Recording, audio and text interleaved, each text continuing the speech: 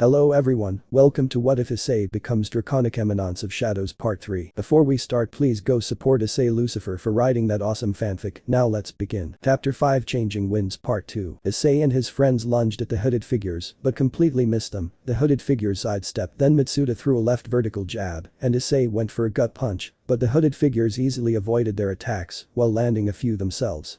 However, they had left Caddis exposed. Motohama saw this and went towards Caddis, who was sitting on the ground in terror. He shook her, trying to snap her out of her shocked state. Motohama.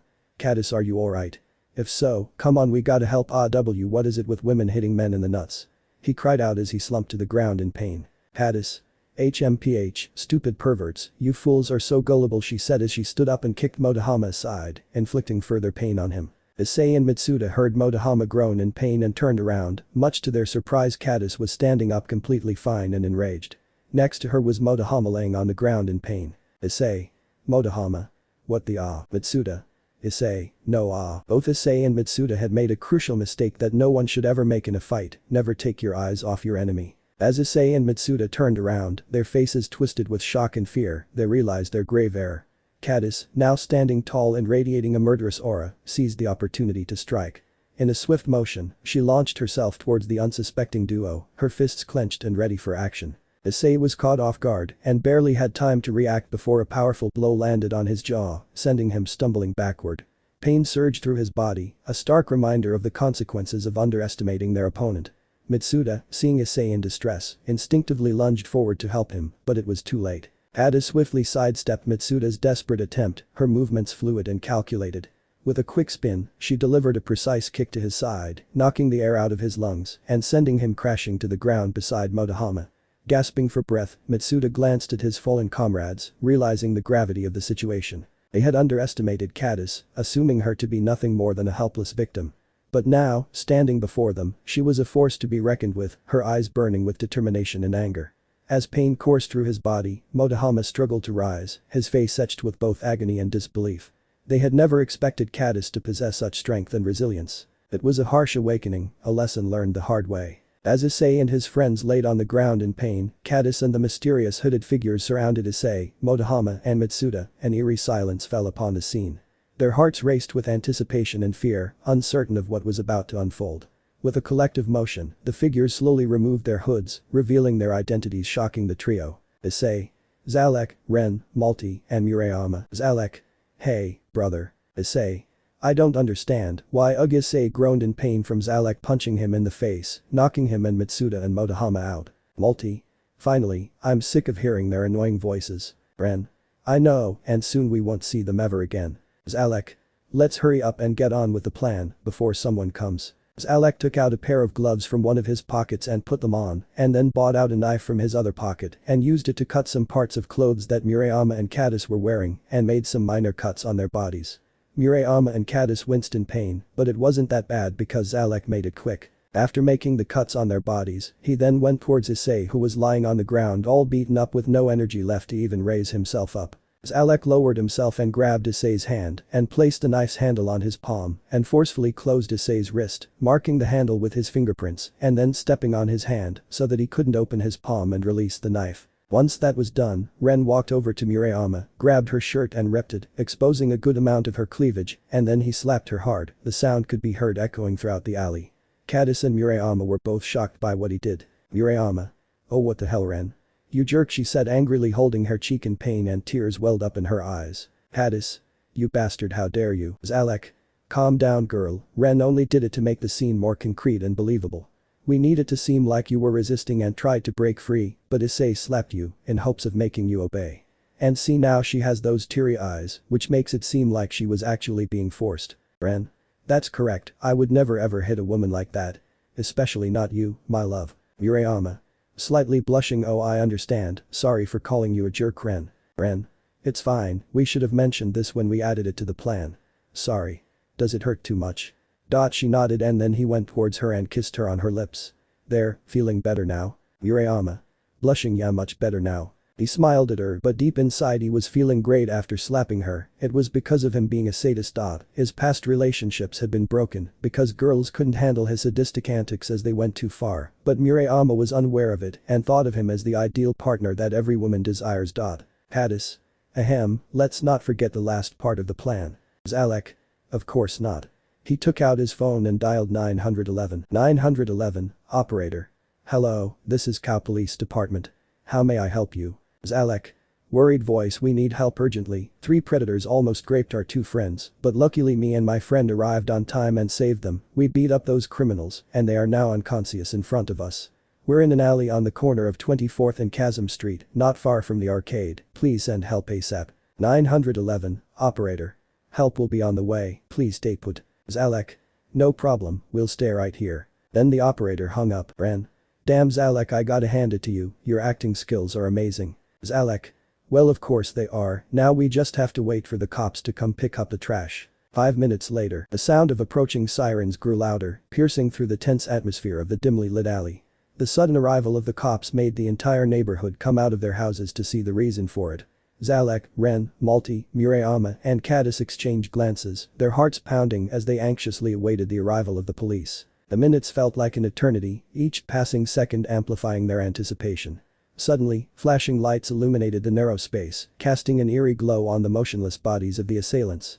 2 police cars screeched to a halt, and officers swiftly emerged, their authoritative presence instantly commanding the scene. Zalek and Ren stepped back, giving the law enforcement professionals room to assess the situation. Officer Ramirez, a seasoned veteran with a weathered expression, approached the duo with a stern yet understanding gaze. He surveyed the unconscious men sprawled on the ground before focusing his attention on Zalek and Ren. Officer Ramirez. What happened here? He inquired, his voice laced with a mix of concern and curiosity. Zalek took a deep breath. And began. Sir, these 2 girls here are Murayama and Caddis, they are members of Kendo club of our school. Today during the lunch break, that boy Issei, pointing at him, approached them and asked them to meet here after school, and said he wanted to discuss something regarding Kendo with them, so they agreed. This guy here is Ren, he is the boyfriend of Murayama. After dismissal she told Ren about her plan to meet Issei and left. He then met me and my girlfriend Malty, and told us about it. We found it, but when we arrived we saw Murayama pinned to the ground with Issei on top of her with a knife in his hand. He was cutting her clothes while also groping her. A little to the left were Motomaha and Matada, who had grabbed Caddis and were doing the same to her. We couldn't contain our anger any longer and jumped in to save our friends and beat those 3 up to the point they fell unconscious and immediately called for you guys. His words flew smoothly, his voice steady and unwavering, as he described the bravery of their friends and the terrifying encounter they had faced. Ren. He is right, officer, what he said is 100% true. I witnessed that horrific scene, my girlfriend is badly traumatized, she was being forced by that beast, and upon resisting he mercilessly slapped her. You can see her face is still red from that. He said while hugging Murayama, who was fake crying and tightly hugging him. Officer Ramirez nodded, his eyes reflecting a mixture of admiration and empathy. Officer Ramirez. You did the right thing by calling us, he assured them. It takes courage to stand up against such heinous acts. We'll be taking these boys into custody. He motioned for 2 of the officers who had already handcuffed Issei and his friends to put them in the car. Murayama. Thank you so much, officers, for coming so quickly. Officer Ramirez. Of course it's our job, but the ones you should really be thanking are your friends. Had they not been suspicious and protective of you, you would have been raped or worse, killed. It's because of your friends that you're safe, and also you are lucky to have such a caring boyfriend, Miss. After the cops drove off and they were sure that they were gone, Zalek and the others high-fived each other and cheered. Murayama.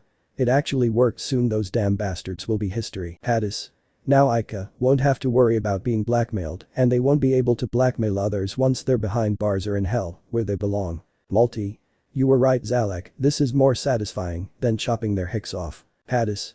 Oh, look at the time, I have to go somewhere with my mom, bye guys, see you later. She left the scene, leaving behind the 2 couples who wanted to enjoy the night and celebrate for the heroic deed that they did. Zalek smirking, babe, don't you think I deserve a reward for such hard work? Malty.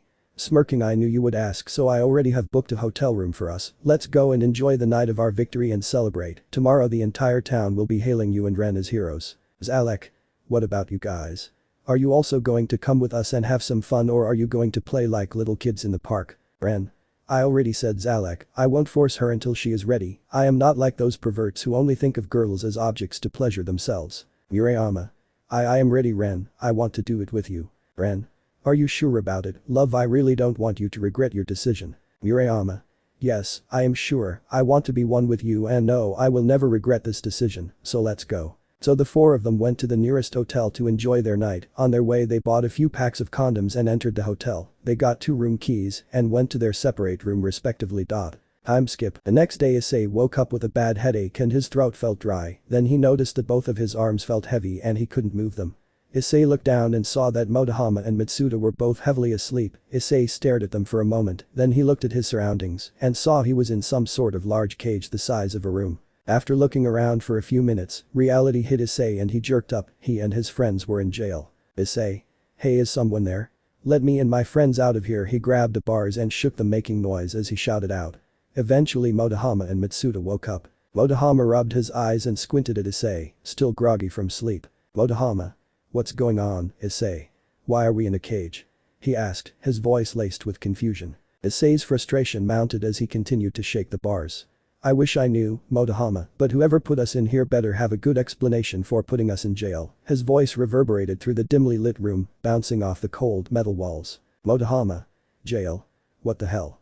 My mom must be so worried about us. Mitsuda, now fully awake, joined in the commotion. Mitsuda. This feels like a nightmare. How did we end up in jail? Did we do something wrong? Issei. I can't think of anything we did that would cause this. Actually, I can't remember what happened. The last thing I remember is us walking down the street to get some groceries. After that everything is fuzzy or goes dark. It's like we were taken in the middle of the night and thrown into this cage without any crime or reason. Motohama. That's weird, I can't remember anything beyond us walking to the store either. Mitsuda. Same here, and my head hurts. Just as Motohama's words trailed off, a faint sound of footsteps echoed in the distance. The trio exchanged wary glances, their hearts pounding in their chests. Moments later, the heavy iron door creaked open, revealing a stern-faced guard. The guard's eyes scanned the room, his gaze landing on Issei and his friends. Guard. Quiet down in there, he barked, his voice dripping with authority. You three are not getting out anytime soon. Issei. Why are we here? What have we done? We demand an explanation. His frustration was quickly turning into anger. The guard's expression remained impassive as he crossed his arms. Guard. You'll find out soon enough. Just remember, you're not the only ones in this predicament. There are others who share your fate. Motohama's voice quivered with anxiety. Others? Who are they? The guard's lips curled into a sly smile. The old bastard was obviously enjoying seeing the looks of despair on Issei and his friends' faces. Guard. Perhaps. But for now, all you need to know is that you're all locked away for a reason. And that reason will be revealed in due time. The guard's laughter echoed through the corridor, leaving Issei, Motohama and Mitsuda with a lingering sense of foreboding. As the guard left, Issei slid down against the wall, clutching his head. It felt like some nerves in his head were fried. He was dehydrated, hungry, and his head was hurting badly. The events leading up to their current situation played on a loop in Issei's mind, like a broken record. How did they end up here? What had they done to deserve this? Issei's frustration boiled over into anger, fueling his determination to find a way out of this predicament. Motohama. Issei, it's no use, even if we did manage to escape from the cell, the guards would just capture us. We don't know the layout of this place, its security features, and we're practically starving. If they know when they see us try to escape, we're practically sitting ducks. We can't outrun or fight back against them. Issei. Yeah, but still.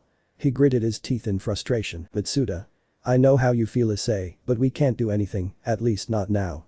We should try to focus on remembering what happened and how we ended up here. Issei listened to Motohama and Mitsuda's reasoning and reluctantly sat down, clutching his stomach. Issei. Yeah, you're right, I'm just not in my right mind. Motohama. Issei, you alright? Mitsuda. What happened? Issei. I'm fine.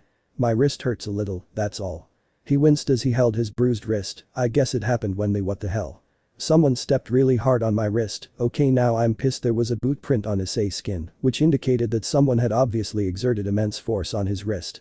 The pain shot through his body, making him wince even more. Motohama and Mitsuda exchanged concerned glances before turning their attention back to Issei. Motohama. Who would do something like that? And why? Mitsuda. It seems like they want to make sure we're completely immobilized. They must have anticipated our intentions to escape. Issei clenched his fists, frustration and anger bubbling inside him. The realization that their captors were not only depriving them of food and freedom but also inflicting physical harm fueled his determination to find a way out. Issei. We can't just sit here and wait for our fate to be decided by these sadistic guards. Motohama. No. Issei. Mitsuda.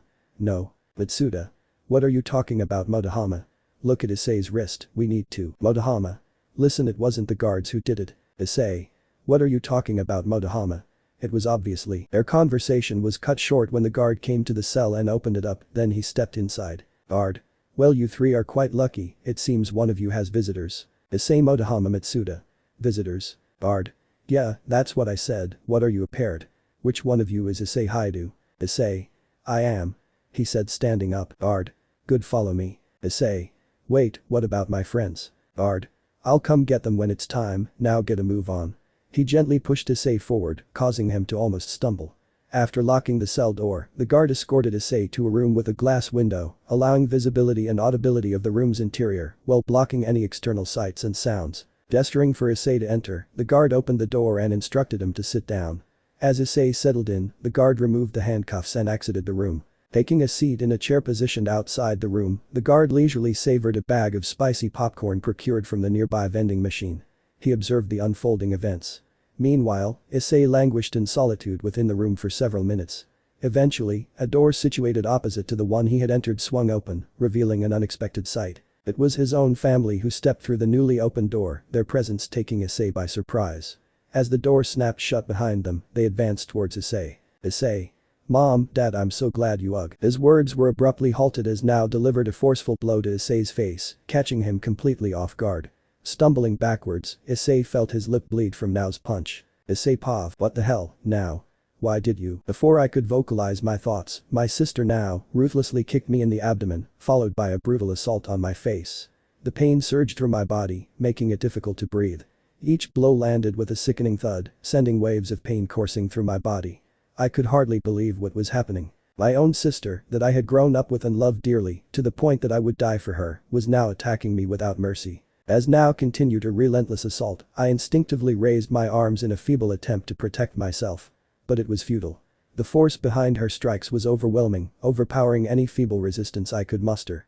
I could taste a metallic tang of blood in my mouth as my vision blurred with tears. As I continued to try to shield myself from Nao's relentless attacks, I glanced at my parents, hoping to find some explanation in their eyes. To my dismay, their faces were painted with a mix of anger and disappointment. It was as if they had become different people, unrecognizable from the loving and supportive parents I had known my entire life. Questions raced through my mind, begging for answers. What had I done to deserve this? Why were they attacking me? Dad, Mom, please, why are you doing this? I managed to gasp between Nao's relentless kicks and punches. But my plea fell on deaf ears. Their expressions remained cold and distant, devoid of any hint of the love and care they showed me somewhat after I had won the talent show. And Zalek was standing there smiling with a malicious grin as Nao continued to beat me up. With each passing moment, the pain intensified, both physically and emotionally. How did it come to this? What had I done to deserve such violence from the people who were supposed to protect and cherish me? Nao continued beating me up, and when she finally got tired she got off of me, but by this time my face was covered with large amounts of my own blood. Why are you doing this to me? My sentence was cut off once again as Zalek kicked me in the face hard, unlike the other times he managed to knock some of my teeth out. Like this but not as brutal. I crumpled to the ground, clutching my bleeding mouth, the pain radiated through my body, mingling with the anguish in my heart. I lay there on the ground, gasping for breath, my face throbbing with pain. Blood mixed with tears streamed down my bruised and battered cheeks. Tears streamed down my face, mixing with the blood that stained my bruised and battered features. The pain was unbearable, and all the times I'd been beaten up by my family including my mother, because of the rumors Zalek had spread, none of it hurt this badly. Zalek continued to brutally beat me until I couldn't move, large portions of my face were swollen from his and Nao's blows. All the while my parents looked at me with hatred, disgust, regret, and disappointment. As the blood and tears continued to flow, I couldn't help but think back to the moments before this nightmare began. The talent show, where I had proudly stood on that stage, basking in the applause and adoration of the audience. It seemed like a lifetime ago, a distant memory that now mocked me with its fleeting happiness. Through swollen lips, I mustered the strength to speak once more. Dad, Mom, Nao, please, why? What have I done to deserve this? Can't you see the pain you're causing? My voice trembled, a mixture of pain and desperation. Then Nao walked over to me and grabbed me by my shirt, making me look her in the eye. In all the time I've known her I've never seen her be so mad, I could feel hatred coming from her like it was steam or smoke in the air. Now. Don't dare try to play innocent, you perverted monster, you and your little buddies are so bucking disgusting, it makes me sick, you're nothing but a bunch of horny dogs looking to get laid, you're so desperate that you tried to grape your own classmates, you are pathetic. Issei voice cracking, seeing you on stage the other night and hearing you sing like you did with your friends, I thought you'd finally changed. I was so surprised, you can sing so well that it feels divine, yet you spend your time being a useless pervert chasing that stupid harem dream. You're worse than grandfather, at least he never tried to grape anyone, but you I just don't understand you Issei. Tears started forming in Nao's eyes as she spoke, but they weren't just tears of sadness, they were full of hate and anger.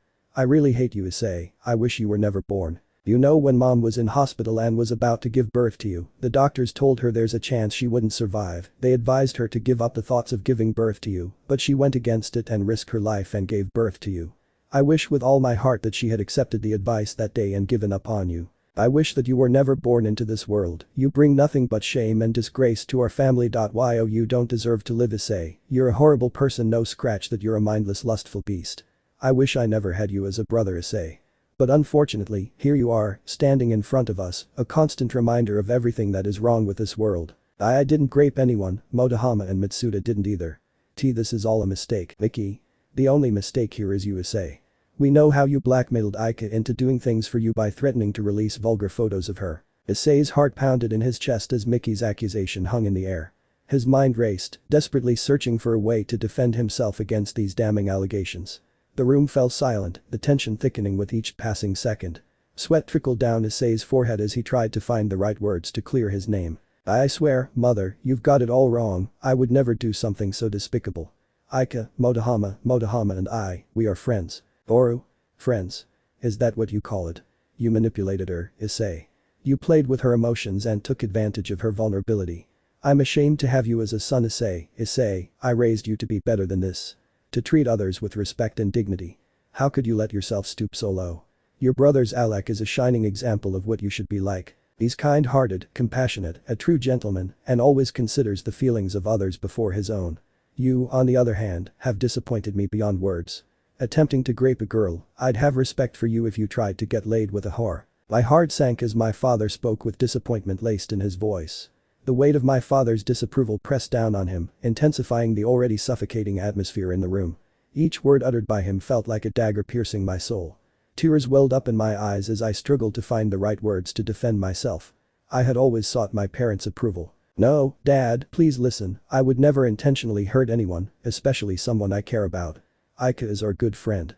Why do you guys keep saying I tried to grape someone?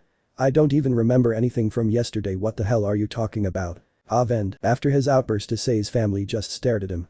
They couldn't do it anymore, Zalek stepped forward. Zalek? So you really wanna play dumb huh? Fine be that way, but no matter how hard you pretend to be innocent the truth won't go away. He said as he tossed Issei a yellow folder. Read it. Issei slowly grabbed the yellow folder and opened it. When he read what was inside his eyes went wide with horror and fear. Its contents read. Police report, case number 2023, 56789, 8. August 6, 2023. Reporting officer. Lieutenant Ramirez Mutune. Subject. Attempted grape by Issei Haidu. Incident description. On August 6, 2023, at approximately 2:30 p.m., Issei, a 12-year-old male and first-year student at Kao High School, approached two first-year students named Murayama and Kadis during the lunch break. He requested a meeting with them at the local arcade after school, under the pretense of discussing kendo, a club they both belonged to. Murayama informed her boyfriend, Ren Vansda, about the meeting, but he didn't pay much attention to it initially. However, upon sharing the news with his friend Zalek, suspicions started to arise. Zalek, also a 14-year-old male and Issei's brother, found it peculiar that Issei showed sudden interest in kendo, considering his disinterest in school clubs in the past. Consequently Ren and Zalek went to check on the girls. Upon arriving at the arcade, Zalek and Ren were met with a scene of horror and fury. Issei had Murayama pinned to the ground, a knife in his hand, cutting her clothes and groping her. A few meters away, Issei's so-called best friends Motomaha and Matada were assaulting Kadis, laughing as they stripped her of her dignity. The intentions of Issei and his accomplices were clear. They sought to commit rape. Filled with righteous anger, Zalek and Ren charged forward, their sole focus to save their friends from this despicable act. With swift and calculated actions, they managed to overpower Issei and his accomplices, rendering them unconscious. Zalek comforted Murayama and Kadis while Ren contacted the authorities, who arrived promptly within 4 minutes. Lieutenant Ramirez Mutune and his team swiftly took charge of the situation, ensuring the immediate safety of Murayama, Kadis, and the apprehended perpetrators.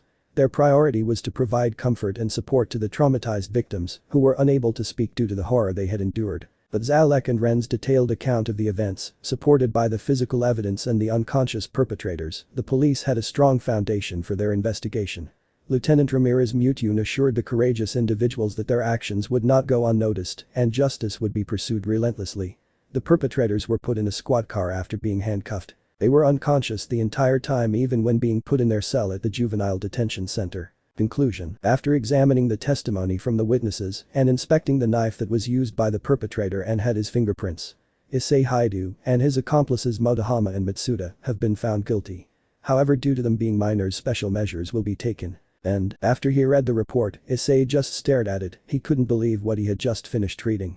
Tears began falling from his eyes as he realized what was happening. His life was ruined, no doubt about it. No matter how he looked at it, there was no way out of this. What made it all the more agonizing was the realization that Motohama and Matsuda were being dragged into this, all because they chose to be friends with Issei and stood by him. Whereas when Zalek exposed Issei as a pervert and spread malicious rumors, everyone else turned their back on Issei. As Issei sat there on his knees crying in despair, Zalek smiled. He also had a hidden camera recording everything that was happening. He planned to show Ren and Malti later on. Issei's parents and his sister now felt disgusted by the moment just looking at him, but then a simple truth hit Issei. It was all Zalek's fault. Everything that he felt. All the humiliation, pain, suffering, and hatred that he was experiencing right now was caused by his so-called big brother Zalek. Determination flickered in Issei's tear-filled eyes, replacing the helplessness that had consumed him just moments before. His tear-filled eyes were no longer filled with helplessness, but now gleamed with a fierce determination. The weight of betrayal pressed upon his chest, but instead of suffocating him, it forged an unbreakable resolve deep within his soul. Issei's spirit, once fragile, had hardened into a weapon against his tormentor. His mind raced with immense hatred, anger, and resentment as he stared at Zalek, his supposed big brother. The hatred that Issei felt for Zalek was greater than anything Issei had ever felt before, right then at that moment than to kill Zalek. He became consumed by a tempest of rage and hatred. The torment inflicted upon him by Zalek had ignited a fire that burned hotter than any flame he had ever known. It twisted and turned, fueling his every thought and action. Every ounce of humiliation, pain, and suffering he had endured swirled together, molding into a potent force that propelled him forward. Hatred surged through his veins, pulsating with an intensity that bordered on dangerous. It was a hatred that refused to be contained, that demanded retribution. Zalek's malevolent smile only fueled the flames of Issei's growing hatred. It burned within him, consuming every fiber of his being. The mere sight of Zalek, the one who had orchestrated his suffering, filled Issei with an indescribable rage. Then with a sudden surge of strength, he lunged at his brother, raining down blow after blow upon him. Everyone was completely shocked by his sudden change of behavior. His family desperately tried to protect Zalek, but they found themselves powerless against his uncontrollable rage. Issei's merciless assault continued, fueled by his pent-up frustration and the years of mistreatment he had endured. So, for about 5 minutes, Issei really let his anger take control. He started by slamming his brother's face into the ground repeatedly until he decided to stop. Then, he backed him against a wall and threw some powerful punches, knocking out several teeth, but it didn't end there. He continued to rampage and slammed Zalek's head on the interrogation table, breaking his nose. Things got even more gruesome when Issei grabbed his brother's head and dragged it across the corner of the metal table. The force was so strong that it caused a giant gash. Issei's family tried to stop him, but he easily pushed them away. The amount of strength Issei possessed at the moment was beyond anything a normal 12-year-old would have.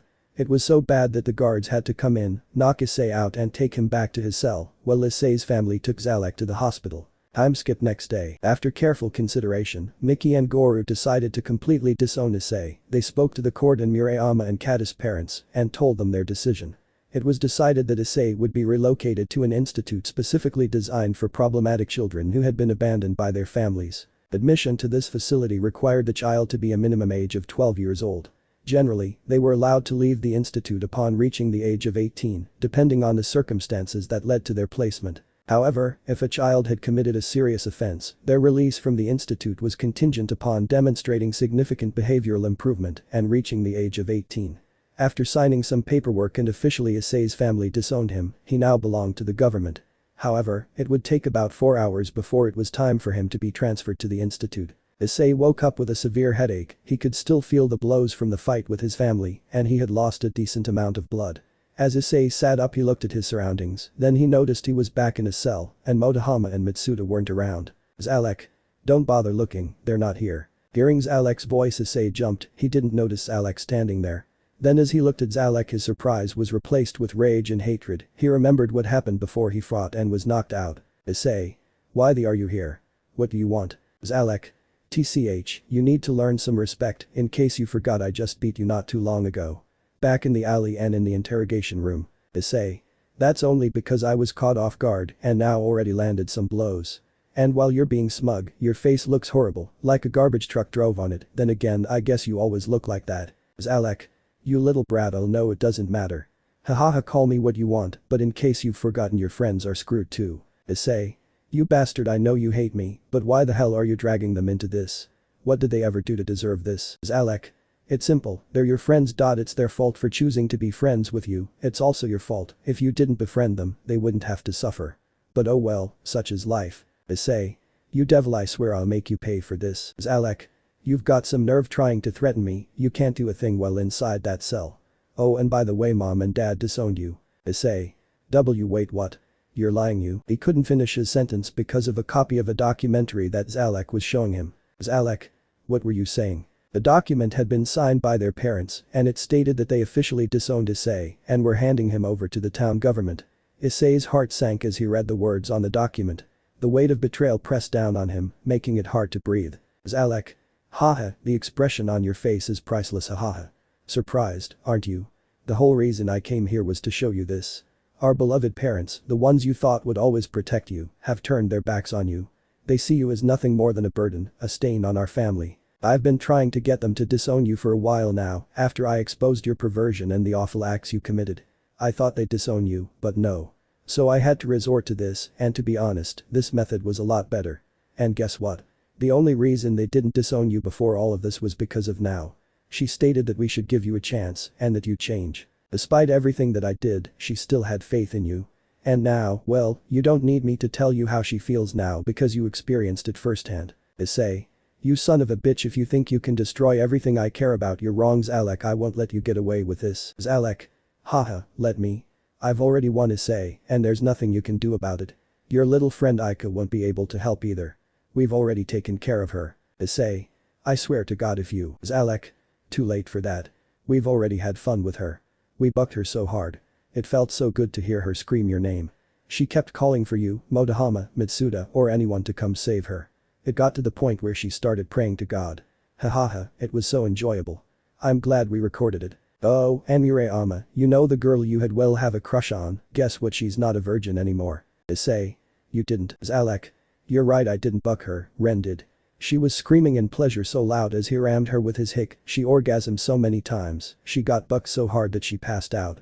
And while she was unconscious, Ren and I took turns with her pussy felt nice, tight, and warm. And her breasts were so soft and plump, bucking her felt better than when I bucked Malty. Oh, and I know she was a virgin because when Ren put his cock in her she bled a little. Sure, it doesn't happen to all women, but it happened to her, and that was proof enough. Issei. Damn you to infinity, Zalek, I swear, no matter how long it takes, I'll make you pay for this, you evil son of a bitch. I'll kill you, mark my words. No matter where you hide, I'll hunt you, and when I find you, I promise I'll make you regret living. I'll make you wish for death, but I won't let it happen. I hate you. What the hell did I do to deserve this? Zalek. You wanna know what you did? It's everything. What you did wrong was being born into this world. Issei. That's not an answer, but you know what? I don't care. Because when I get free I'll beat the answers out of you, I swear from the bottom of my soul I hate you. Zalek. I hate you more. After Zalek said that, he walked away from the cell and eventually left the building. Issei slammed his fist into the bars. He truly hated Zalek.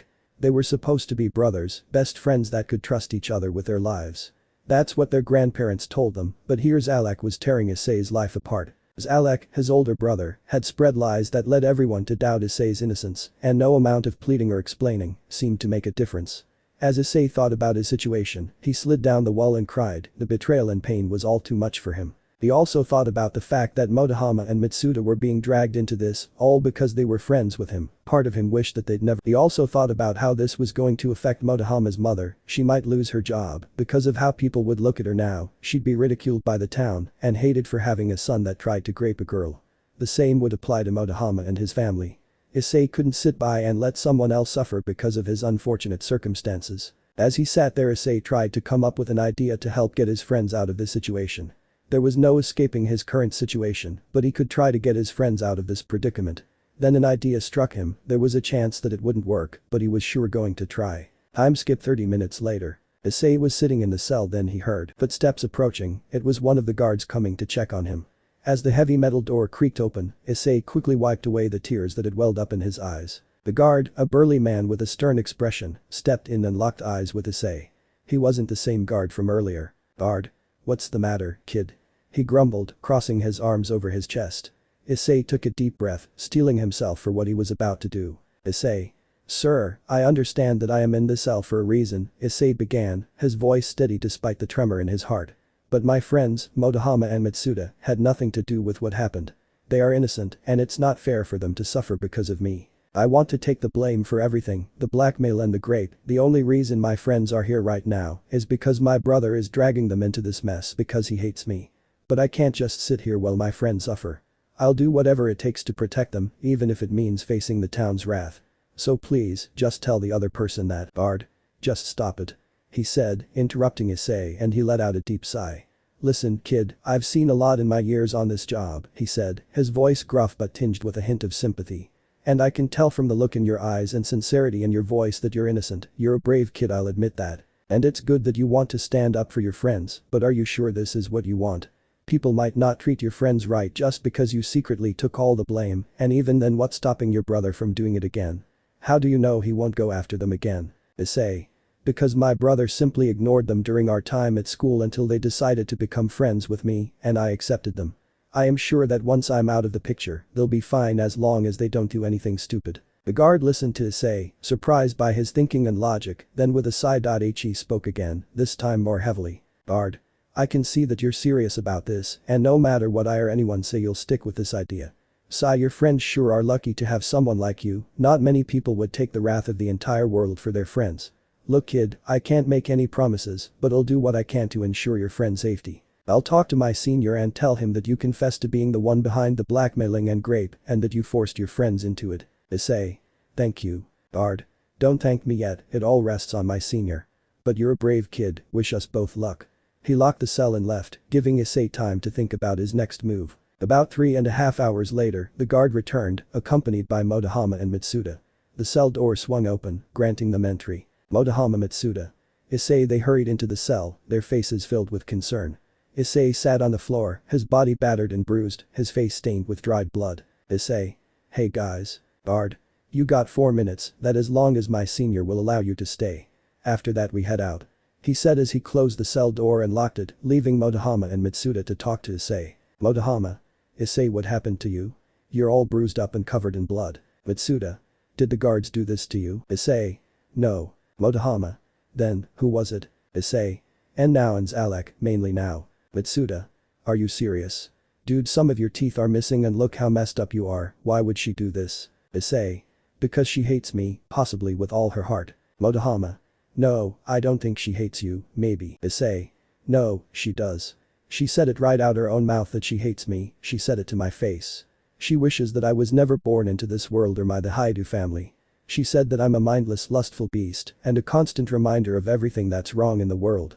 Her words cut deep, deeper than any physical pain I'm feeling right now. No matter how you look at it, it's clear that she truly hates me. The bruises on my body are proof enough. Like I already said, nearly all of them came from her beating me up. Zalek did the rest. He's the one that knocked some of my teeth out." Mitsuda.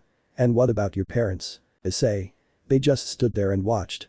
The looks on their faces, they were full of hate, disgust, and disappointment. Or at least, that's how they seemed to me, but I know they were full of hate." Motohama. That's harsh, man. I can't believe now would say something like that or beat you up this badly. I know you told us before that she beats you up sometimes, but." Mitsuda. "It's wrong. No one should be treated like this, especially by their own family. I can't even begin to imagine how painful it must be for you, Issei. To be hated by your own family, the people who are supposed to love and support you unconditionally, it's unimaginable. And it's incredible that you're actually calm right now, despite what happened." Motohama. "Yeah, I agree, if my mom treated me like that, well, I don't know what I'd do. I'd probably go insane. But understand, Issei, that though we can't understand your emotional pain, we understand your physical pain, and that how you're being treated is wrong." Issei. "Thanks, guys. All I wanted was a loving family, one that supports me and accepts me for who I am. But it seems like that's just a dream, especially after what Zalek has done." Mitsuda. Yeah, that bastard framed us for trying to grape Murayama and Caddis. I hate that guy, just thinking of him makes my skin crawl. Motohama. Yeah, we may be perverts, but we would never stoop to something as low as trying to grape someone. That's just downright evil. I wanna punch Zalek and his friends in the face. Issei. Chuckling, well, I kinda beat you to it. Mitsuda. Really? When? Issei. When I was in the interrogation room, after Now and Zalek stopped beating on me, I asked why they were doing it to me. In response, Zalek tosses me a yellow folder, and inside was a copy of the police report. After I read it, I became so full of rage and hatred that I couldn't take it anymore. I let out my anger and well, Zalek's face is messed up and I may have cracked a part of his jaw or something. Motohama Mitsuda. My man, way to go, Issei. Motohama. That evil asshole got what he deserved. Mitsuda. Definitely. Issei. Yeah, but something bad happened to Aika. Mitsuda. What do you mean something happened to Aika? Motohama. You don't mean they hurt her or something, do you? Issei. It's worse, they raped her. The room fell silent as Motohama and Mitsuda looked at Issei with wide eyes. They couldn't believe what they just heard. They looked at Issei hoping it was some sort of sick joke or that he was delusional from losing blood. But he was looking them dead in the eye, full of seriousness and hatred. Motohama. Oh my god. Was all he could say as he sat down on the floor. Mitsuda. What the buck, man, that's wrong. It's just wrong, man. Issei, tell me this is some kind of sick joke, he said, the last part grabbing Issei by his shirt, pulling him towards his face. Issei. I'm sorry, but it isn't, and worst of all, it's my fault. Mitsuda let go of Issei's shirt and took a step back, his face pale with shock and anger. The weight of the words hung heavy in the air, suffocating the room with a sense of despair. Issei's admission had shattered their world, leaving them grappling with a reality they never thought they would face. Motohama, still seated on the floor, ran his trembling hands through his hair, his mind struggling to process the gravity of the situation. He couldn't find the right words to express his anguish. Issei. Zalek knew that we were friends with her, and he decided she was a problem, so he and Ren raped and abused her so that she couldn't try to help us out of this situation. I know this because Zalek told me to my face. Mitsuda. What the hell? I don't know what to say, man. Motohama. Did they do anything else? Issei. Not to Aika, but. Motohama. But what? Issei. You guys remember when Caddis attacked us in the alley when we were trying to save her, right? Motohama Mitsuda. Yeah. Mitsuda. Murayama was involved in it too, right? Motohama. Yeah, she was, but I don't understand why they would do that. I understand that they hate us, but this is going too far. Issei. Zalek probably told them that we were blackmailing Aika, forcing her to do things for us, or we would release some photos we had of her naked. My mom, I mean Mickey, mentioned it when I was getting beat up, or was it after? I can't really remember, but I know that I heard it and that's how he got them on his side. Well, Caddis anyways. Murayama would have done it regardless, all Ren would have to do is ask. Mitsuda. What makes you say that? I know they hang out with each other, but, Issei. She's not a virgin anymore. Mitsuda. Huh, I think I misheard you. Let me clean my ear out. Issei. Ren and Murayama had hex. Motohama Mitsuda. What the hell? Issei. They've been dating for a while, but they kept it secret from the rest of the school. They didn't want to deal with everyone's reaction at school or some other reason. My head hurts right now, so I can't remember everything Alex said, but the other night after they knocked us out and set us up, they went to a hotel with some condoms and did the deed. Eventually, Murayama passed out and Ran and Zalek had turns with her. Mitsuda. They need to die right now, they need to die. Murayama was supposed to be for you, this is unforgivable. Issei. It doesn't matter. Motohama. What do you mean it doesn't matter? Of course it does. Issei. Listen, Murayama and I were never gonna happen, and I've accepted that. Besides, this might be the end of the road for me. Mitsuda. Issei, what are you talking about? Issei. The guard didn't tell you? I thought that's a part of why you came here. Motohama. Tell us what? We're here because we've been begging the guards to let us see you, but they just ignored us. Then when the guard that brought us, when he walked past the cell, we asked him and he agreed. But the guard. Sorry kid, but you gotta tell them yourself, otherwise you'll have a load of regret. This is for the best. If I wasn't just some regular guard I would set you free, but I can't, so the least I can do is this. Act with Issei. Motohama. Issei, what are you talking about? Please tell us. Issei. Listen guys, this might be the last time we see each other. Deep breath. Mickey and Gauro disowned me and handed me over to the government. I'm supposed to be headed to some kind of place for my so-called crime. And it turns out that Zalek has been planning this for a while now. Motohama and Mitsuda were both shocked, they never thought. Mitsuda. You're joking, right? They actually disowned you? Issei. Yeah, Zalek won. Motohama. Wait a minute, why do you keep saying this might be the last time you'll see us? I mean we'll probably end in the same. Issei. No you won't, I took all the blame for rape and blackmailing that Zalek accused us of. I told them that I was blackmailing you guys and forced you into this. I talked to the guard about it and he told his senior, so you guys won't be caught up in Zalek's lies. Motohama and Mitsuda looked at Issei in disbelief, they knew how selfless Issei was, but going so far as to take all the blame, it was too much for them. And hearing that his family had disowned him was just unbelievable. They knew that Zalek was a cunning and manipulative person, but they never imagined the extent of his deceit and the lengths he would go to ensure his own victory. Motohama and Mitsuda were also angry that Issei was taking all the blame. Motohama. Issei, how could you do this to us? We're a team, we stick together no matter what. Taking all the blame and leaving us behind, it's not fair, we won't let you do this. Guard. Hey, sorry about this, but your time is up. Mitsuda. You can't do this Issei. His sentence was cut off as the guard took him and Mitsuda away, locking the cell leaving Issei in it. Issei. Sorry guys, but it's for the best, I can't let you suffer my fate. Hopefully one day you can forgive me. Let me know in the comments below if you guys want the next part. Also check out my other video that has been shown and left. Thank you for watching, if you enjoyed this video please like and share this video. And have a fantastic day, bye.